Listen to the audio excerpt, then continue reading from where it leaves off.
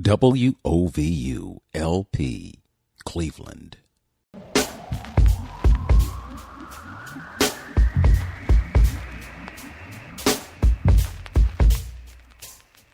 This is Open Door with Vince Robinson.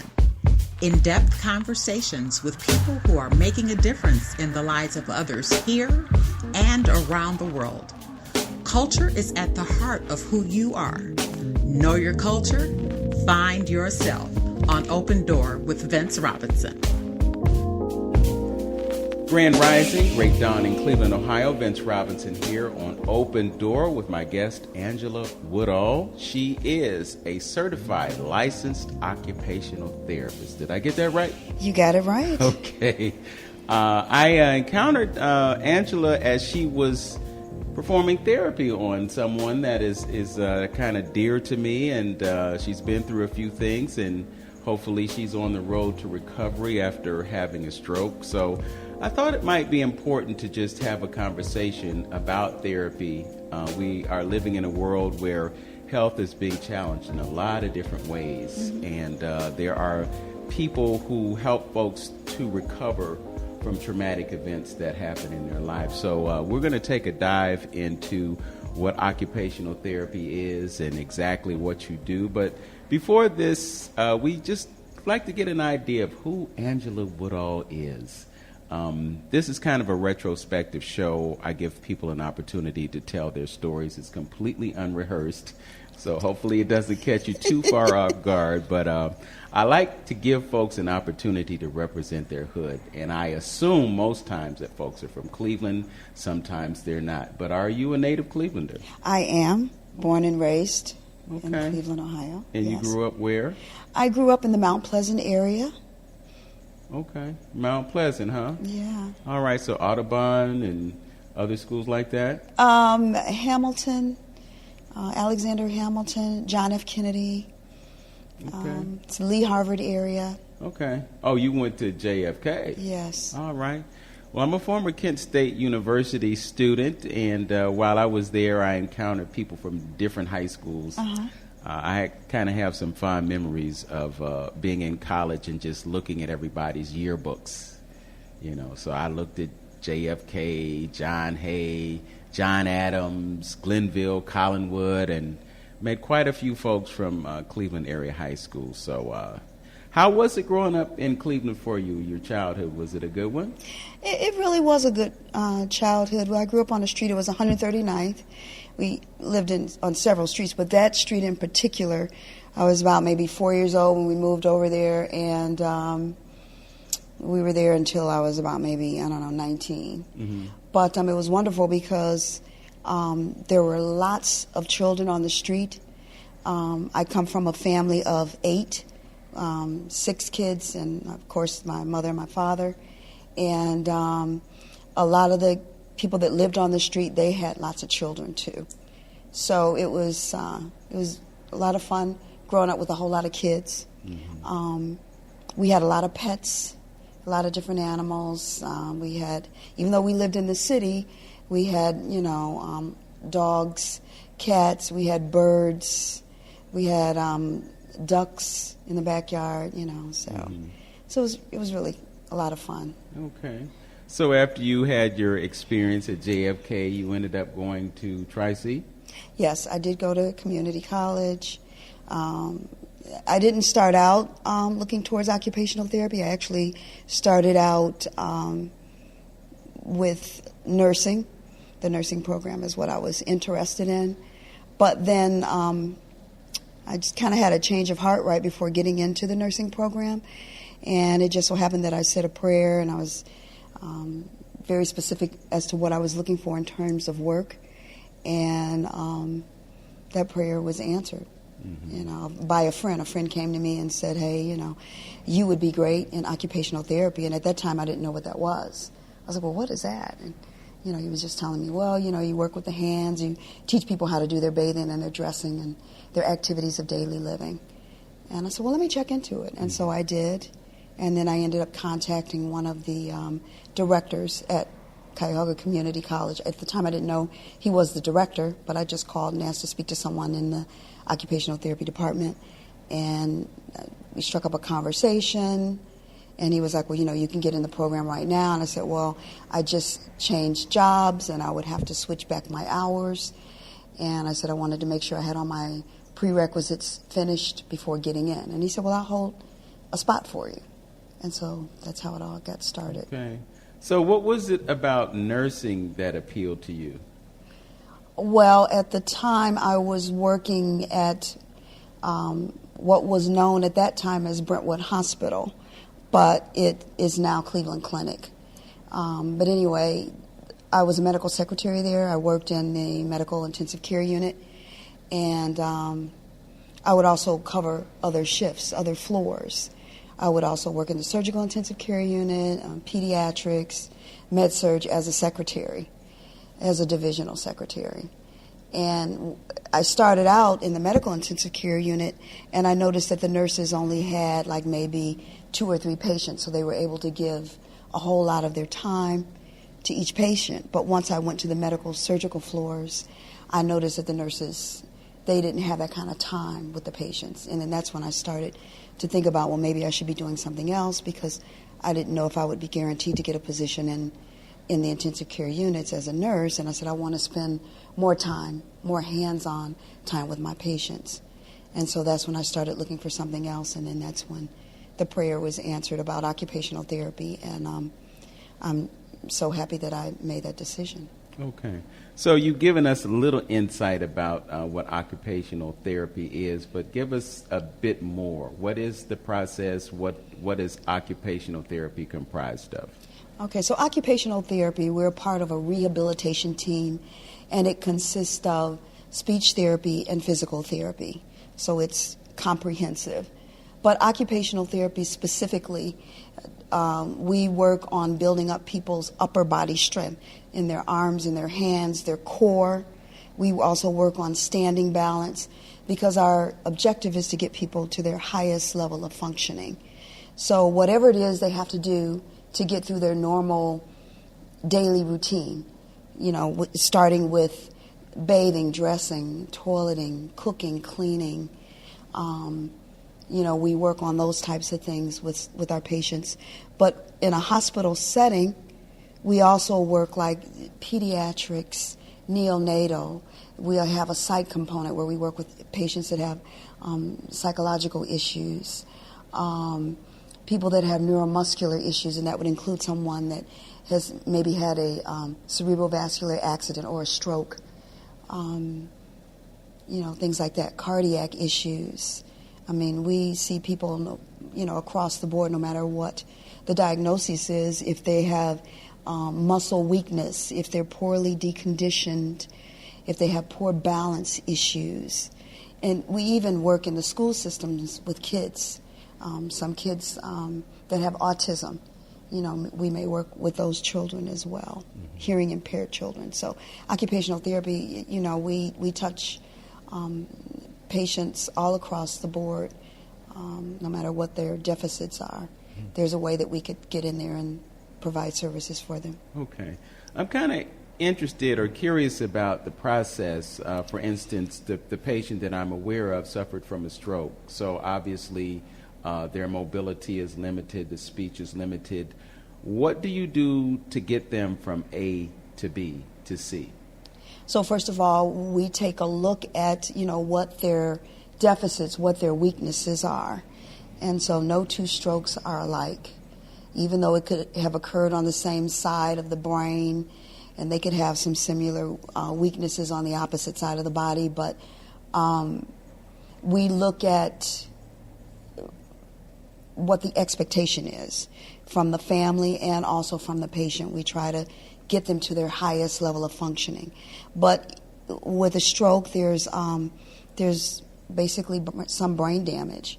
And so we just try to focus in on some of the most important things that they're going to need to probably be able to do. We want to make sure they have good trunk control, meaning that their core strength is strong and they can sit up on the side of the bed or just sit up unsupported without falling over, because the goal is to try to get them to, again, gain their core strength, to maybe be able to do some upper body dressing, some upper body bathing if they can do it. It just depends on how severe the stroke, how bad the stroke was. Mm-hmm. So it just depends. And then we get the family definitely involved because we need to find out what the family's expectations are. Because sometimes family members can only do so much. You know, they may want their loved one to be able to feed themselves. They may want their loved one to be able to dress themselves. Or they may say, well, I can do the dressing for my mother, you know. But our goal, again, is to still get them to the highest level of functioning. And so we have, as therapists, we have very specific targeted goals for them, but we also, again, include whatever the family wants to see done, as well as the patient, if they're allowed to tell us what they want to do. We want to include them in the process. Okay. So let's say, and commonly with stroke patients, they lose the mobility on one side of their body. So one side is functioning and the other side is not. Mm-hmm. How do you get that part that's not functioning to function? So what we do is a lot of neuromuscular re-education. And we may do something called PNF, that's called peripheral neural facilitation. And oftentimes that's like diagonal movements. So let's say the stroke occurred on the left side of the brain, so that would mean that the right side of the body would be affected. So we want to try to integrate both the right and the left side of the brain. And one way of doing that would be PNF, peripheral neural facilitation, where we may have the patient, I may be on the right side, I may have the patient reaching down with the left hand, looking with their eyes for an object, and then just bringing it back. You know, because they have to look to the right and then go to the left. But again, they're looking with their eyes while they're doing it. And so that's kind of helping re-educating both sides of the brain, both the right and the left side. Mm-hmm. So there's a repetitious movement that you engage in fully with the patient, and then they work with you to try to get done what you request them to do. Yes. Okay. And you obviously experienced some breakthroughs. What's it like for you to see a patient go from one spot to another spot and receive the progress that they're making? Oh, it's awesome. I mean, that really is the best part of the job, because it's not the job, but the calling, because I do consider it a calling. It's just amazing to see. I'm just the facilitator. My patients really have taught me a whole lot more, just to see what the body is able to do, to see someone that has, no function, where the arm is completely flaccid, or the one side of their body is completely flaccid, and then all of a sudden they start to slowly gain strength, and then they go from, just being completely incapacitated to now being able to put their clothes on, now being able to stand up, now being able to brush their teeth, those types of things, now being able to walk. Those kind of things is so heartwarming. And it's just amazing, to know that our bodies, we're so wonderfully and miraculously made. And so our patients are always teaching us that. Yes. Absolutely fascinating education on occupational therapy, and we're going to learn a bit more when we return. You're listening to and watching Open Door with Vince Robinson, and my guest today is Angela Woodall. She is a certified licensed occupational therapist assistant. That's a mouthful, but it's very important work, and we're going to learn more about it when we come back. This is 95.9 FM WOVU, a Burton Bell Car community radio station. Back in a moment. It's okay to not be okay, meaning you're not alone in how you feel and what you're going through. There are millions of others who are either facing the same thing that you're facing or have faced it and lived to talk about it. So the other thing I would offer is it's also okay to ask for help. This message of hope is from the Alcohol, Drug, Addiction, and Mental Health Services Board of Cuyahoga County, the Suicide Prevention Coalition, and WOVU 95.9 FM, Our Voices United, a Burton Bell Carr community radio station. Welcome back to Open Door. I'm Vince Robinson. My guest today is Angela Woodall, a licensed certified occupational therapist assistant, and we've been talking about what she does. We've talked about some of the miraculous recovery that comes about in the process of you coaxing folks to do repetitive movements and do things that they weren't able to do when you began the process. We've talked about working on a patient who had a stroke. I'm curious about what you do with a child that has autism. So it depends on the level. There's a spectrum of autism, and on that spectrum it depends on where they fall. Some patients with autism, they have a difficult time communicating, attending. You know, it seems as if they don't even really recognize that people are there. But then there are some people that have autism that are much higher level, and they may have more social deficits. The patients that I've worked with in the past, I had an affiliation at A.G. Bell at one time, and I worked with a variety of patients with autism. And we had a huge gym where we would get them in the gym and they'd be working on like the platform swing. We'd have them doing like what we call gross motor exercises, where we're getting them moving around and doing all these different things. They may be hitting a balloon back and forth, or they're on this platform swing. And then after we do that, then we sit them down and try to get them to focus more on, you know, it could be anything simple like, you know, looking at flashcards, picking out numbers and maybe turning the numbers over, being able to identify different numbers. Mm-hmm. So that was the population that I worked with. They were a little bit on the lower spectrum, the lower end of the spectrum of autism instead of the higher end. Mm-hmm. So those things sound like fun. I mean, they might be fun for someone who doesn't have autism. So it has to be pretty rewarding for you to see the smiles on their faces. I'm assuming that they are smiling as they're performing these exercises. Some are smiling and some may not be. It just depends on, you know, how severe, you know, their deficit is. Mm-hmm. But, I mean, yeah, it was great when we connected, because sometimes on the lower end of the spectrum with autistic patients, they may not connect with you. You know, like you and I are talking and we're looking at each other and our body language is in sync, but with someone with autism, they may not be able to do that. And so it's my goal to try to get them engaged first.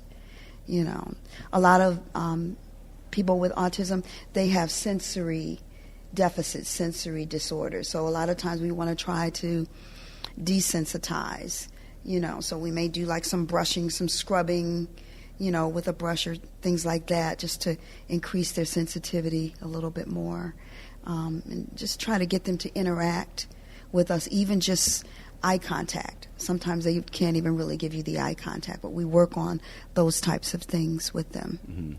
I'm curious about the nutritional element and your awareness of nutrition as it relates to some of the dysfunction that happens. Did you get any kind of education with relation to nutrition when you were going through your education process?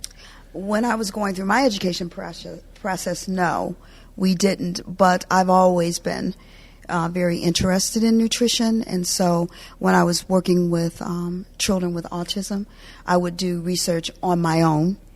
And then, you know, whatever I discovered, I would talk to the parents about.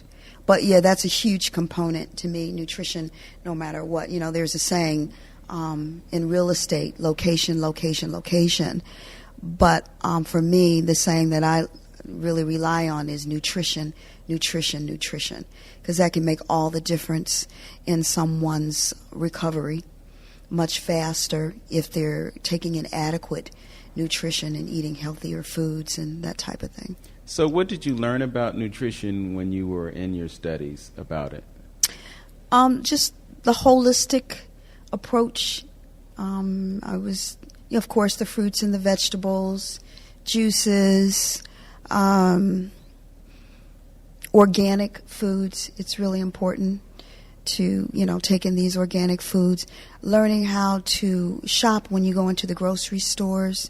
You want to shop the periphery of the stores because that's where, the fruits and the vegetables, those kind of things are. But once you go deeper into the middle of these aisles inside the stores, that's when you're going to run into, the candies, all the snack foods and things like that. Mm-hmm. And so I spent a lot of time just doing a lot of research on, different, again, fruits and vegetables, what's good for the body and different things that's going on within the body and what you need to build it up. The fruits kind of act as a cleanser, and the vegetables build you up. Okay. So you talking about fruits and vegetables, the other food groups are fats and proteins. And from what I know about it, I'm not an expert by any means, but I've done a bit of studying myself. And one of the things that I've learned is that typically most Americans consume too much protein. And because of the excess protein, there are certain things that happen in the body, such as inflammation and clogging of the arteries and other things. What can you share about the other two food groups that folks may need to know about? Well, there are healthy fats. I think I would try to get people geared more towards some of the healthy fats that you can take in, definitely like avocados. You can take that in. You want to look towards the unsaturated fats instead of the saturated, because the saturated fats are thicker, and that's what's going to clog the arteries. But something that's unsaturated, you may not have to experience any clogging of the arteries with things like that. Yes. And with proteins, you just want to just be aware, and that's where reading of the labels really come in, and just recognizing that you have to be your own healthcare advocate. And so learning how to read those labels and learning how much protein you should be taking in daily. Men may need to take in more than women, and then children take in less, than adults. So just do the research on that and look at how many grams of proteins you need to be taking in. Watch the fat intake, or look out for the healthy fats that you can take in that's going to be beneficial, because we do need the fats. Our brain needs fat, so you just have to, all things in moderation. Yeah. Well, I mean, unless you're a breatharian, you actually need all three, but you have all these different kinds of diets that people talk about, like the whole low-carb diet. Mm-hmm. And then there are some diets that focus primarily on protein. You have all different kinds of diets. And so, people are saying, I eat healthy, but then the question becomes, well, what is healthy? You mentioned fats. There are a whole bunch of fats that are out there. I was having a conversation with someone just yesterday, and they were saying that they had vegetable oil. And I said, well, what's the vegetable? And they looked at the label, and it was soybean oil. And I said, well, soy is not a vegetable, so why do they call it a vegetable oil? Mm-hmm. But we look at the label, we see vegetables. We think that vegetables are healthy, so this must be a healthy oil, and clearly it's not. Mm-hmm. And then you have oils like canola oil, which is made from rapeseed, the rapeseed plant. There's mm-hmm. no such thing as a canola plant, but they took this oil.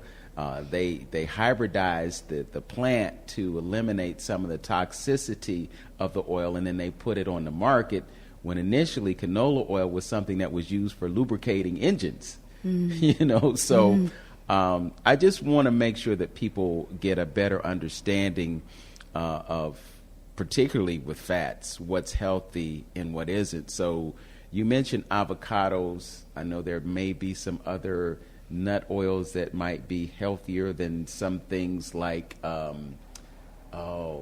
There's cottonseed oil. There's sunflower oil. There are different kinds of oils that have certain levels of acidity which are not good for you. So Right. can you talk a little bit about what might be a good oil and what might not be a good oil? Well, coconut oil is an excellent oil that you can use. You can cook with it. You can eat it. I mean, well, if you cook with it, you're going to eat it. But you can put it on your skin. You can put it in your hair. Sesame seed oil is excellent. Of course, olive oil is good. Grapeseed oil. Those oils are excellent to cook with. But again, like I said, you can also put it on your skin. So that's... A for Angela. She knocked it out the park. Coconut oil is actually one of my go-to oils, and I do use it hair, skin, and whatnot. But I get the unrefined organic coconut oil, So maybe it's better, maybe it's not, but it works for me. I get the unrefined too, organic. All right. And that's the other thing. Again, reading labels or learning how to read the labels, that's one of the most important things that we all need to practice or learn how to do, because then you'll know what's the best oil, what to look for, it's everything really is on that label. And oftentimes they do change certain verbiage on the labels. You may think you're looking for one thing, but then they may change the name up, and so it's like you just have to really educate yourself on learning how to interpret and read labels. Mm-hmm.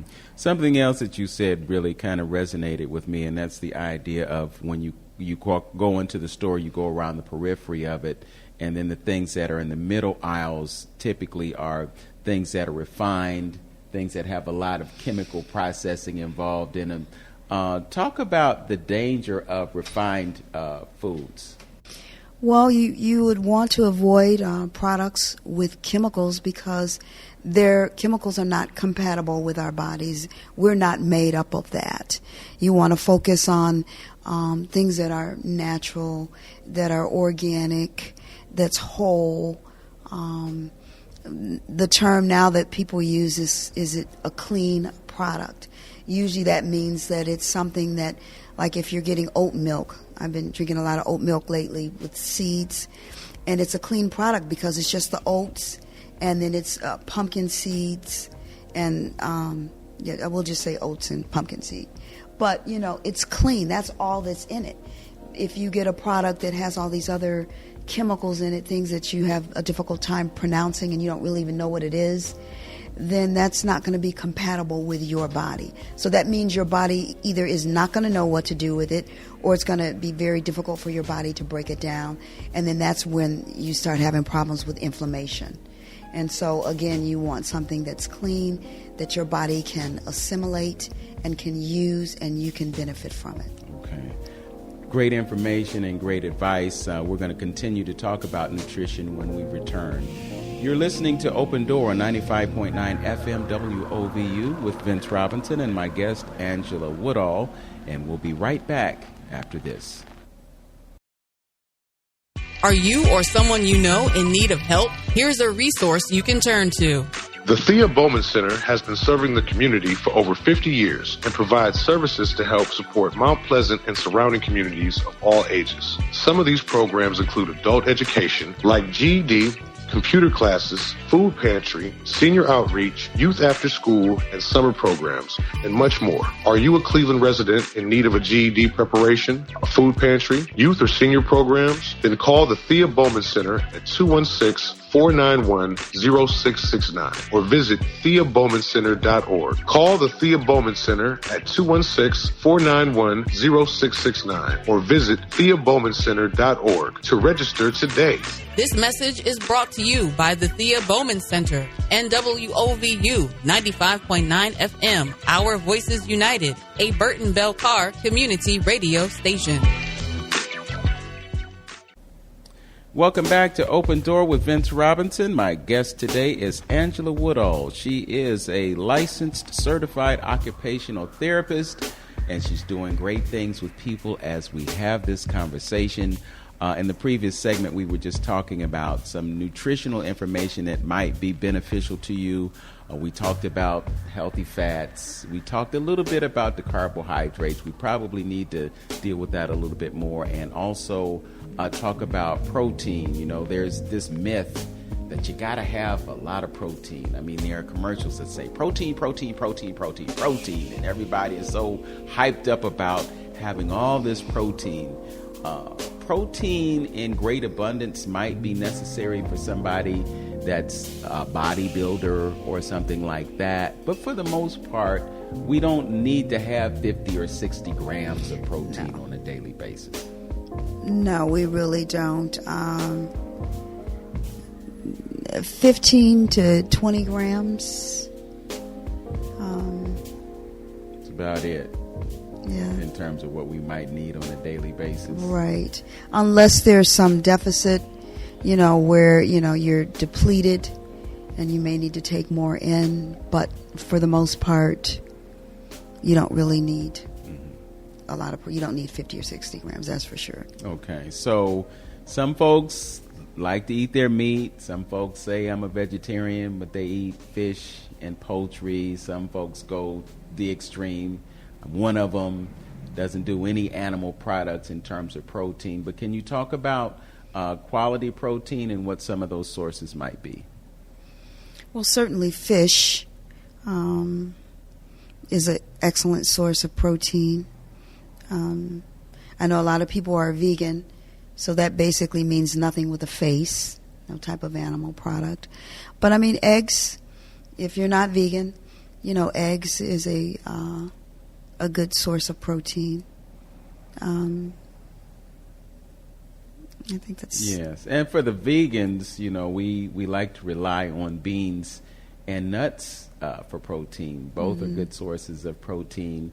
And with the nuts, it's also a good source of fats, too. You can find some healthy fats in the nuts. But it's not, all about not eating meat because it's good for some and perhaps it's not good for others. You kind of have to look at it a case-by-case, person-by-person basis, and everybody knows what works for them.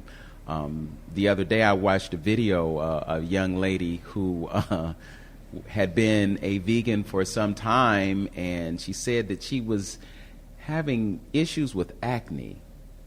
And she said something just told her to revisit eating certain animal products. And when she revisited those animal products, her acne cleared up, So, and then there's the idea of eating by blood type, Yes. And your blood type will dictate whether or not you should.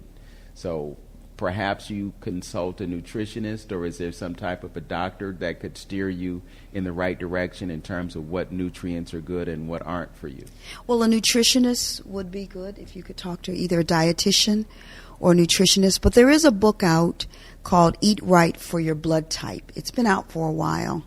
I can't give you the author's name off the top of my head, but we'll find out. It's an excellent book, and it just kind of breaks down what might be more compatible with that particular blood type. So you might want to check into that. Yeah, and most people don't know what their blood type is. So for those of us who don't know what your blood type is, how would you find out? Well, you would go to your doctor and ask him to do a blood test, and then they can tell you what your blood type is. Okay. So we've covered the proteins. Let's talk about carbs.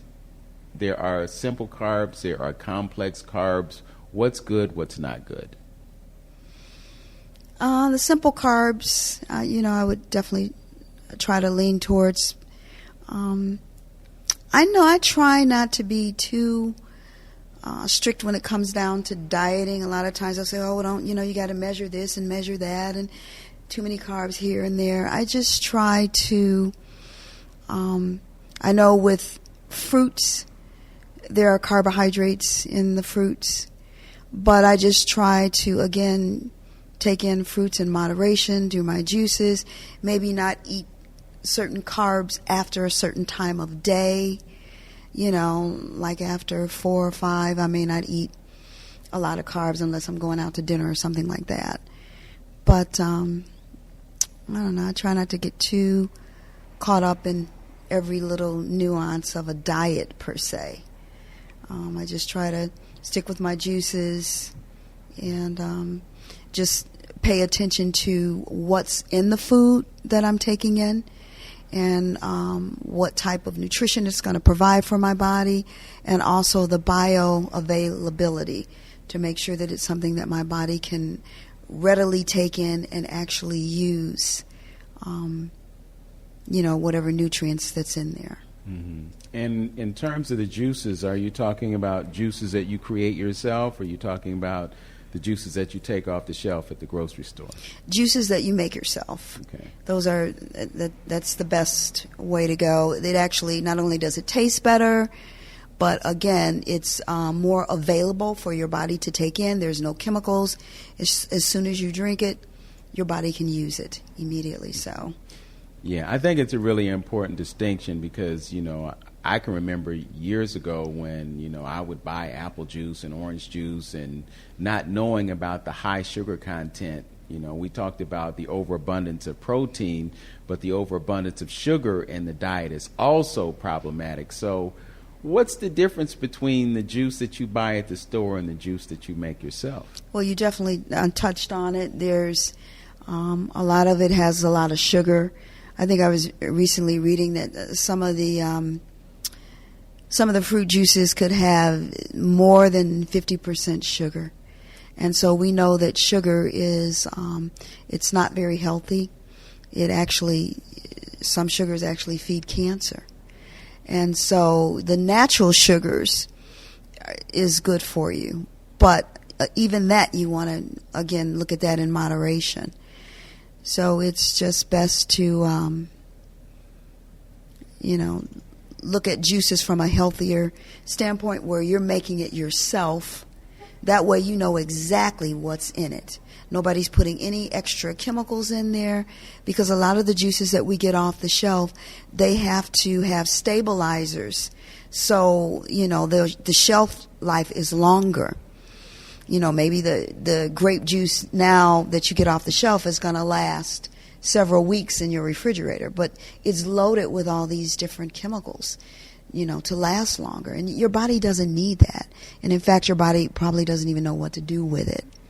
So it's better for you to make your own juice. Even if you got up every morning, make a glass. It's real quick.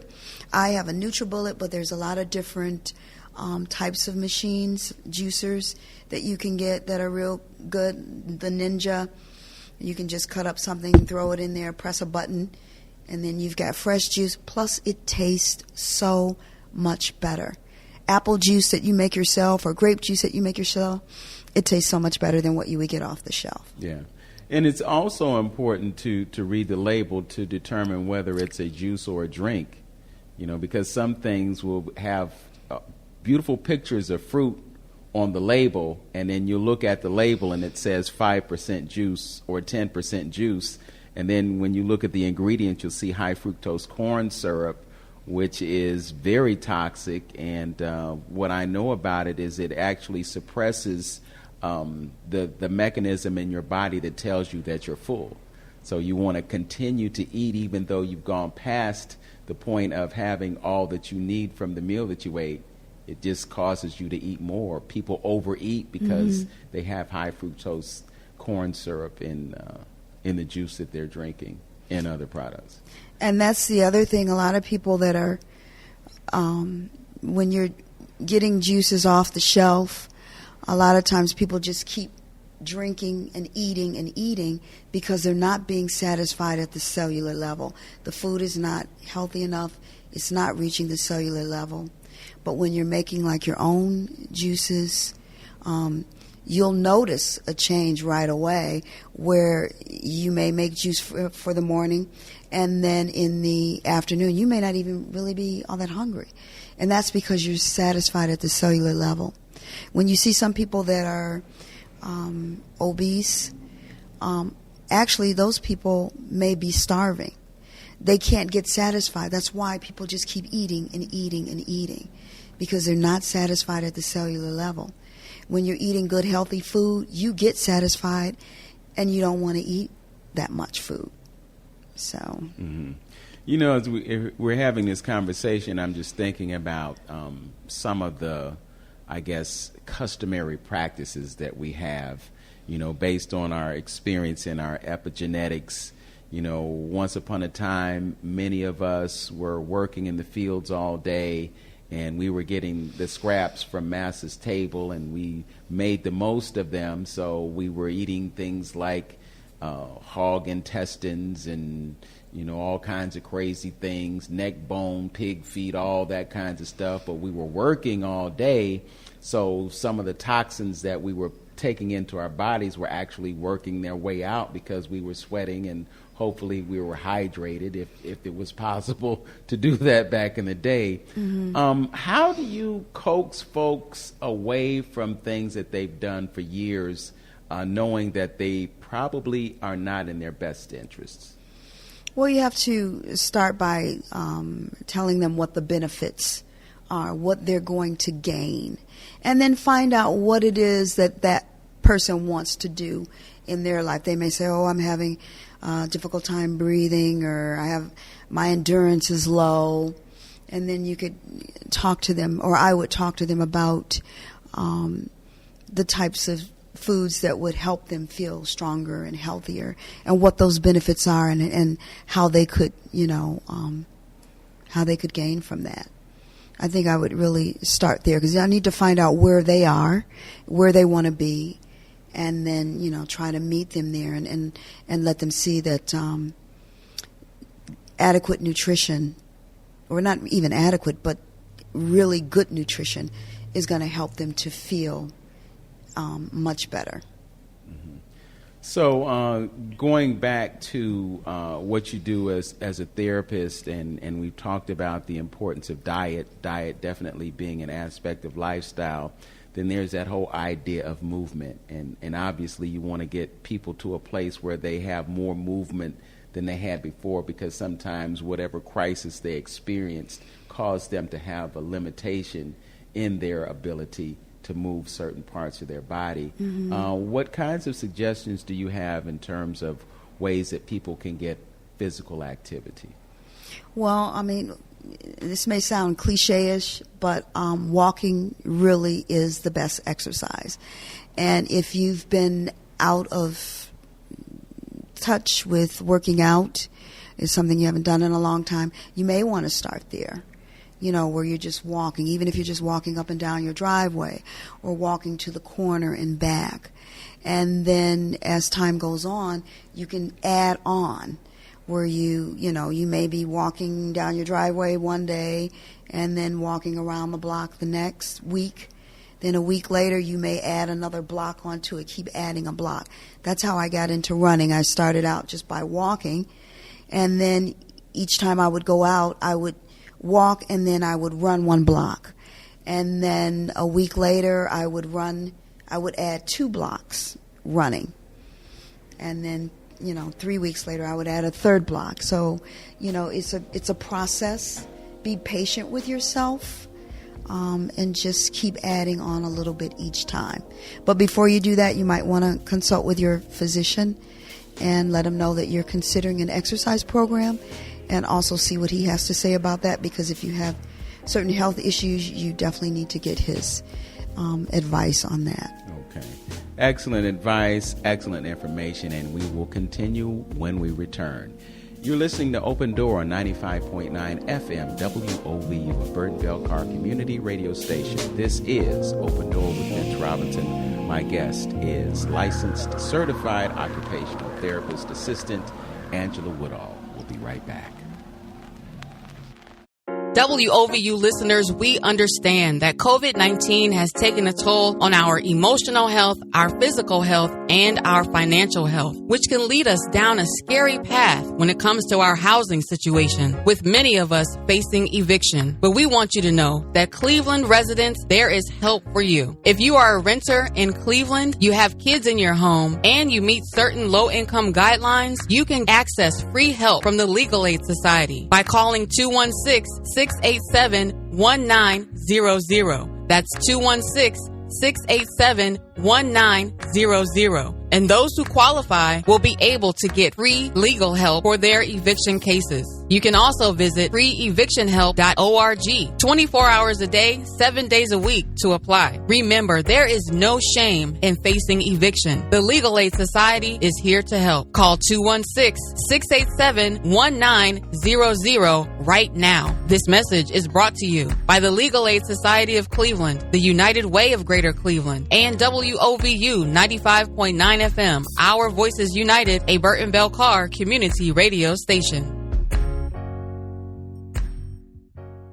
Hi, I'm Vince Robinson, and this Thanksgiving, I'm thankful for community radio and listeners like you. Thanks for listening to 95.9 FM, WOVU.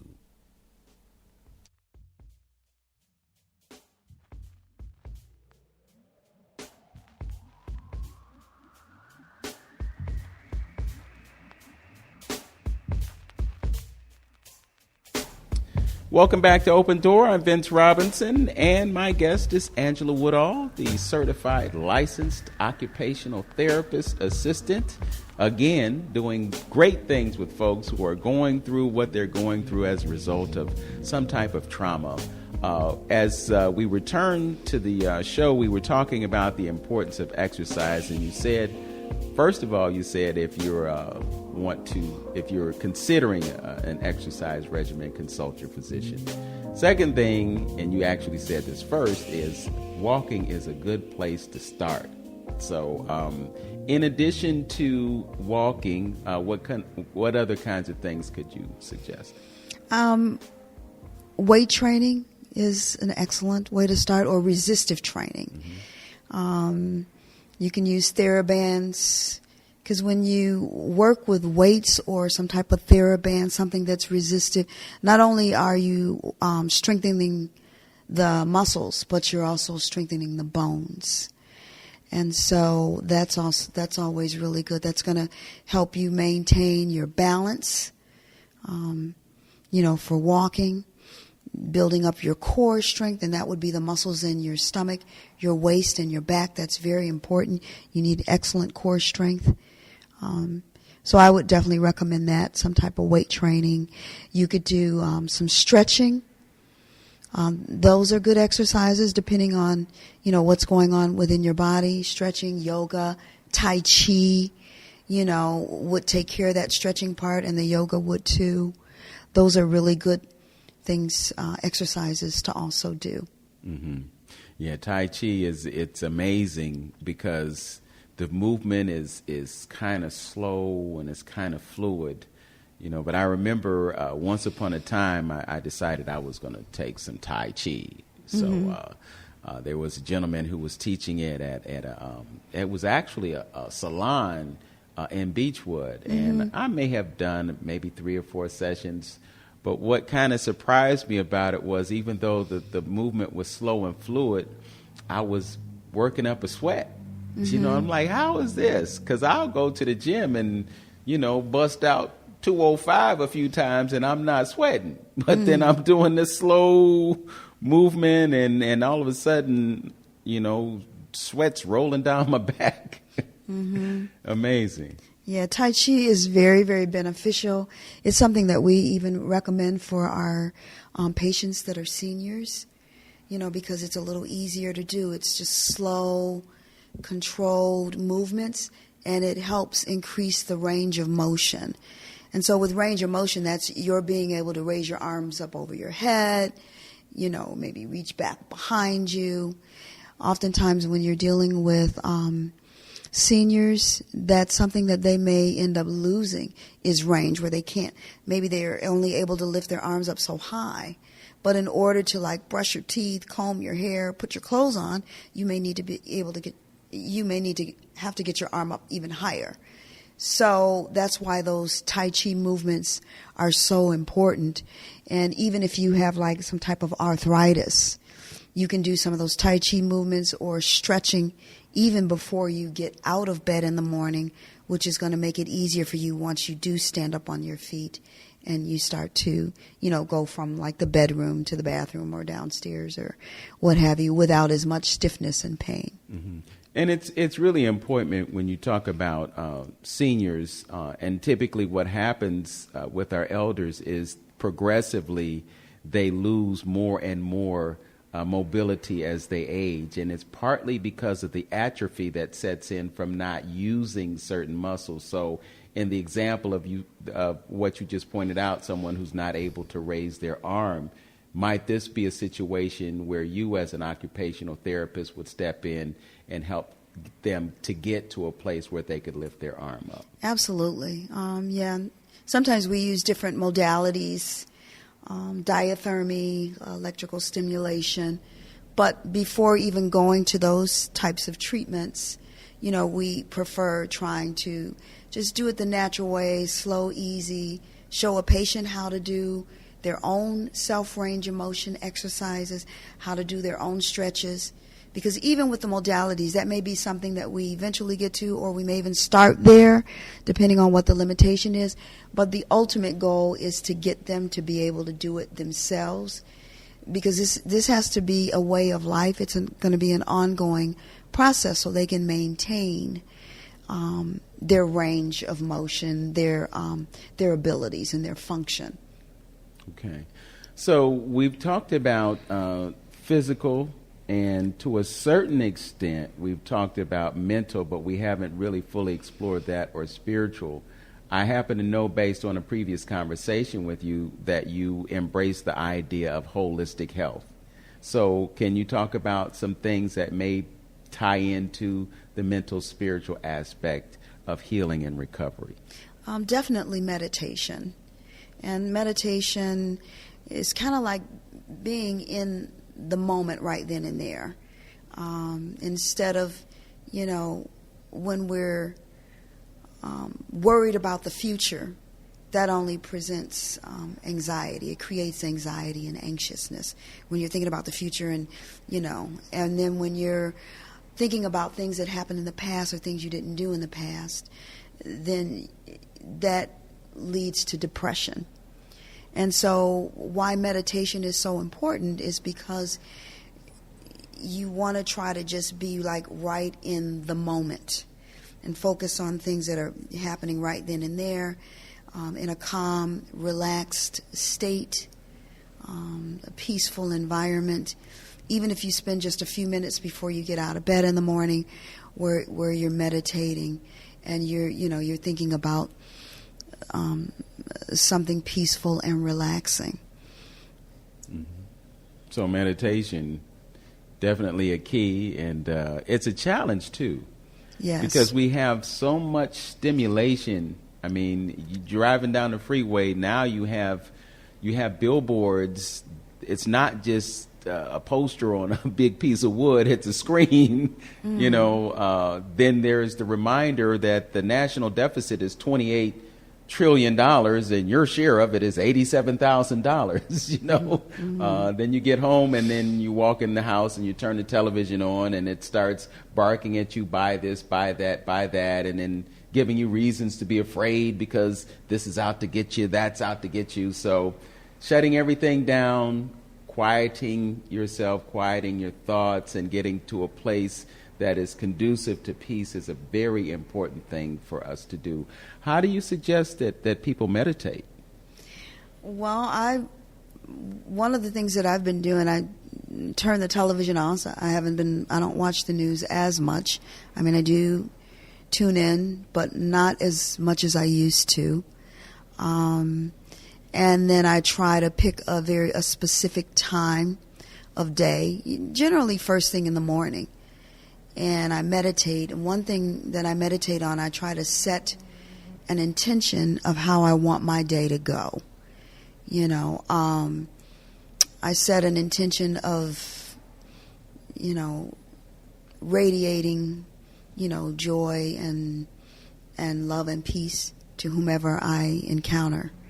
And I just try to focus on that and think about that a lot, especially if I have other appointments with other people and I'm thinking about, how do I want to present myself when I'm dealing with some of my other clients, and then just visualization techniques. So when you're setting that intention, You're also visualizing how you want your day to go. You choose it. Happiness is a choice. You wake up and say, today is going to be a wonderful day. I'm going to be happy. I'm going to, just be peaceable and that type of thing. So that's what I do. Okay. You said something really interesting earlier in our interview, and that was working for that hospital that became Cleveland Clinic. And when you were in that environment, you were completely and totally immersed in an allopathic medical regime, so to speak. And at a certain point, you decided to embrace the idea of natural versus the allopathic. Can you talk about how that paradigm shift happened for you? Well, it was someone that I was seeing at the time, and he was into holistic medicine. We were like maybe 20 years old at that time, and we would go down to the farmer's market and get buy crates of apples and grapes and carrots, and we were juicing back then. They had this he had an old-fashioned juicer. It wasn't like what we have today, but you would put, let's say your carrots or something in this cloth, and I think it was a Norwalk, and then this little lever would go up slow, and then it would just press. It was like pressed juice. Cold press. It was a cold press juice machine. And so, we were into things like that. And so that's what really kind of got me on track with a lot of the holistics, because I could see the benefit, and not only I could see it, but I could taste it. The juice was absolutely amazing. I was like, carrot juice? Are you kidding me? It was very, very sweet. It was very good. I was like, wow, this tastes amazing. And then the benefit of the energy, that I felt after drinking it. And so that just kind of got the ball rolling. We later on got into wheatgrass, juicing wheatgrass. My friend would grow the wheatgrass, and then we would juice it and drink it, and I would have like tons of energy. I mean, I'd be bouncing off the walls. And I was like, this is really good stuff. And so that's what kind of got me on that path. Okay, I've heard about the wheatgrass juice, and I tried it for a season. The juicer that I bought, a part of it broke, so I haven't been able to use it, and I didn't get the warranty on it, so I couldn't ship it back and all that kind of stuff. But I really want to get back to the wheatgrass juice, because they say, among other things, the wheatgrass juice will eliminate your gray. Oh, okay. That's good to know. That's good to know. Something I didn't really know, but I know one shot of it, they said, is equivalent to, I forget how many pounds of vegetables. Yeah. It's just amazing. It's really good. Yeah. So I need to revisit that whole wheatgrass thing. But, there are just so many things that you can do right now to enhance your energy. I think one of the best things that you can do, though, is to eliminate that excess sugar in your diet, because people get that sugar in them and then they have that crash because their glycemic levels go up and down.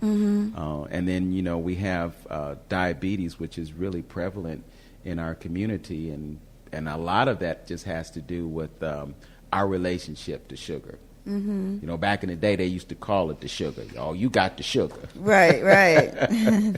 So, absolutely amazing information. If folks are interested in obtaining your services, how can they reach you, if that's appropriate?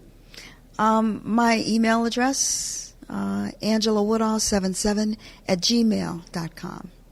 Angela Woodall 77 at gmail.com. That's correct. That's pretty simple. And Woodall is Woodall. That's correct. And you spell Angela the way everybody, or most people spell Angela. We get creative sometimes when we spell names, and then the middle initial is M.